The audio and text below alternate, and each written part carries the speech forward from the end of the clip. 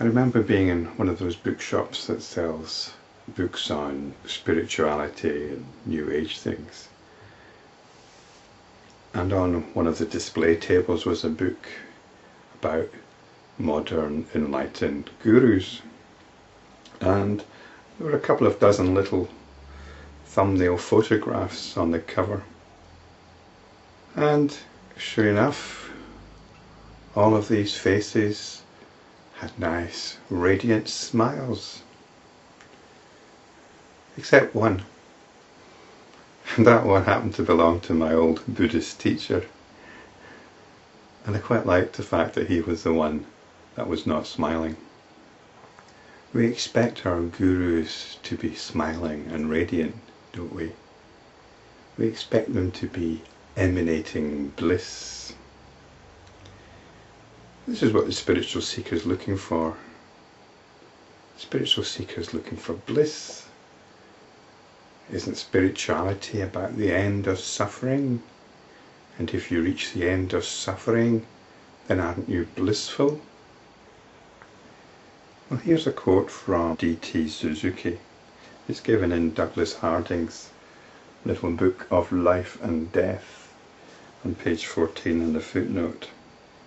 D.T. Suzuki, he described Satori, which is the realization of one's true identity, as impersonal, prosaic, unattractive, an experience singularly devoid of human emotions.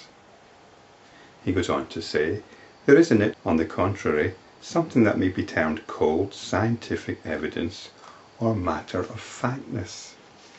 Now, realizing this can cause emotion. Realizing your true identity can cause happiness.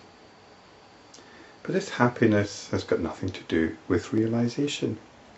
We have an emotional body, just as we have a physical body. And if you happen to be missing a limb, say you're missing one arm, that arm's not going to grow back on liberation. And in the same way, the emotional body carries on.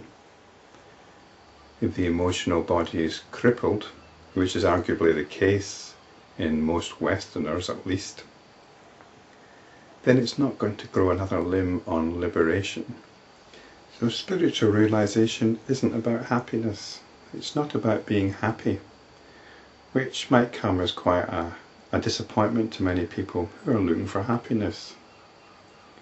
But if you're looking for happiness, then you might as well do your best in trying to find something in what the world has got to offer. Vasistha continued. The notions, this is happiness and this is unhappiness, do not arise in the liberated ones. So we're not concerned with happiness. We're not concerned with being happy. When they have realized the truth that there is neither the world nor the self, and that the one is the all, happiness and unhappiness are seen as meaningless words. Their grief is superficial, for they are free from sorrow. So they've still got their emotional body, but they're not identifying with it any more than they're identifying with their physical body. They've gone beyond notions of a body, including the body of emotions. They're not identifying with that either. So they've gone beyond the world and the self. This is the fundamental duality, the belief in the world.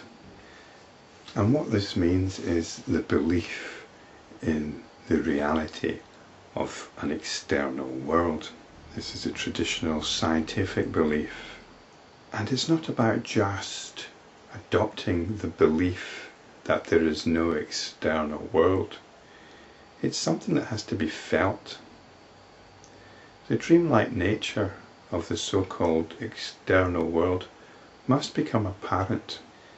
It is apparent to many people, but again, such people normally find this realization very disturbing because they're caught up in a framework of mental illness. this framework is very much part of the belief in the external world. I received some correspondence from somebody who's schizophrenic, and I was getting the most wonderful emails from them. And I didn't want to express my enthusiasm so much because they were clearly suffering, but they were describing such wonderful realizations. But it was all done within the shadow of being schizophrenic. That was the context in which they were experiencing all this. So the realizations was being undermined by the fundamental belief in mental illness. Now, it's not for me to say what's best for this person. This person has to make their own decision within their own context, their own environment. But I could see how this belief in mental illness was detracting from the incredible realizations this person was having. And there's no doubt it is very, very uncomfortable, or it can be very uncomfortable, depending on your cultural disposition. If you start realizing that the world is of a dreamlike nature, then this is clearly a sign of psychosis, isn't it? But this is what our culture tells us. This is a cultural judgment. So if we are following a spiritual path, we have to go beyond our own cultural judgments. I would only put the caveat in that if you're going to be a danger to yourself or to others, then you should put yourself in the hands of some proper medical treatment.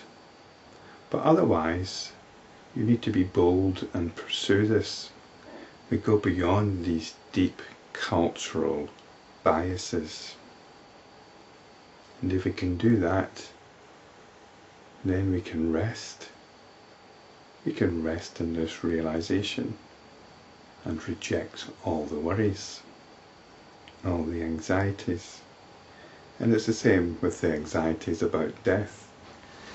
In the previous paragraph, we are told that whether this body is cut into 1,000 pieces or he is crowned an emperor, this doesn't affect consciousness. If we're identified with consciousness, then we can reject all anxieties, or at least not feed anxieties.